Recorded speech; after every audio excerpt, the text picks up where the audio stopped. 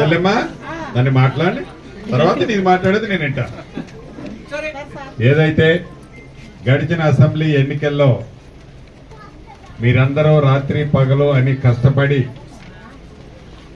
మీ సీనన్నను గెలిపించుకుంటే మాకు మంచి జరుగుద్దని, ఇందిరమ్మ రాజ్యం వస్తే మన కష్టాలు పోతాయని కష్టపడి కనీ విని ఎరగని మెజార్టీతో మీరు మీ సీనన్నైన నన్ను గెలిపించారు.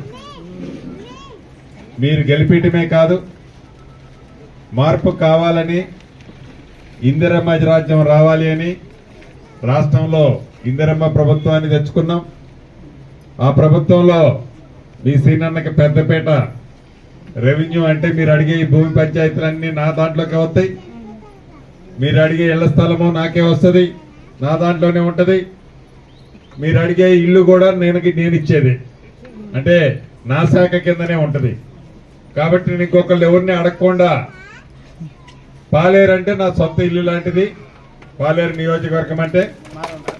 కాబట్టి మీ అవసరాలు ఏవైతే ఉన్నాయో అవసరాలన్నీ గత ప్రభుత్వం తీర్చిందా తీర్చలేదా అని వాళ్ళ మీద నింద మోపను గాని, తీర్చే బాధ్యత మీ ఇంటి కుటుంబ సభ్యుడిగా, మీ పెద్ద కొడుకుగా నాదే అని ఈ ఎన్నిక ద్వారా తెలుసు.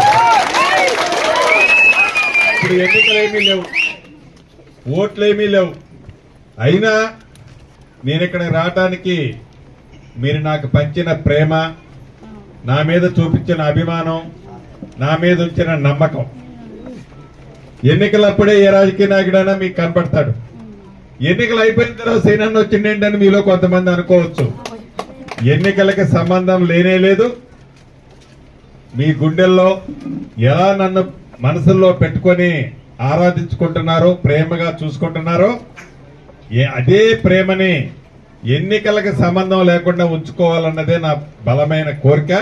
చెల్లెమ్మా నన్ను మాట్లాడి తర్వాత నేను మాట్లాడేది నేను వింటా. ఏదైతే గడిచిన అసెంబ్లీ ఎన్నికల్లో మీరందరూ రాత్రి పగలు అని కష్టపడి మీ సీనన్నను గెలిపించుకుంటే మాకు మంచి జరుగుద్దని, ఇందిరమ్మ రాజ్యం వస్తే మన కష్టాలు పోతాయని కష్టపడి కనీ విని ఎరగని మెజార్టీతో మీరు మీ సీనన్నైన నన్ను గెలిపించారు. మీరు గెలిపించడమే కాదు, మార్పు కావాలని, ఇందిరమ్మ రాజ్యం రావాలి అని రాష్ట్రంలో ఇందిరమ్మ ప్రభుత్వాన్ని తెచ్చుకున్నాం. ఆ ప్రభుత్వంలో మీ సీనన్నకి పెద్దపేట రెవెన్యూ అంటే మీరు అడిగే ఈ భూమి పంచాయతీలన్నీ నా దాంట్లోకి వస్తాయి.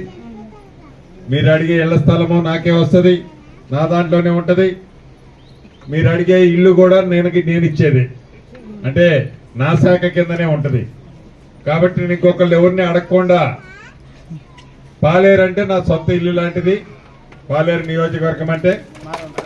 కాబట్టి మీ అవసరాలు ఏవైతే ఉన్నాయో అవసరాలన్నీ గత ప్రభుత్వం తీర్చిందా తీర్చలేదా అని వాళ్ళ మీద నింద మోపను గాని, తీర్చే బాధ్యత మీ ఇంటి కుటుంబ సభ్యుడిగా, మీ పెద్ద కొడుకుగా నాదే అని ఈ ఎన్నిక ద్వారా తెలుసు. ఇప్పుడు ఎన్నికలేమీ లేవు, ఓట్లేమీ లేవు. అయినా నేను ఇక్కడికి రావటానికి మీరు నాకు పంచిన ప్రేమ, నా మీద చూపించిన అభిమానం, నా మీద ఉంచిన నమ్మకం. ఎన్నికలప్పుడే ఏ రాజకీయ నాయకుడైనా మీకు కనపడతాడు. ఎన్నికలు అయిపోయిన తర్వాత సీనన్న వచ్చిండేంటని మీలో కొంతమంది అనుకోవచ్చు. ఎన్నికలకి సంబంధం లేనే లేదు.